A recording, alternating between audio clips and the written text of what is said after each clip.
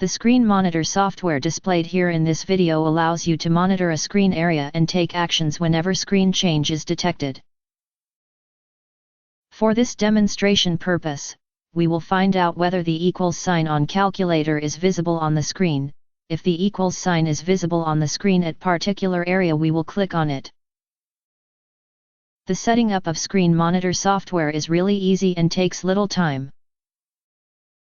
First let's see it working, and then we will set it up.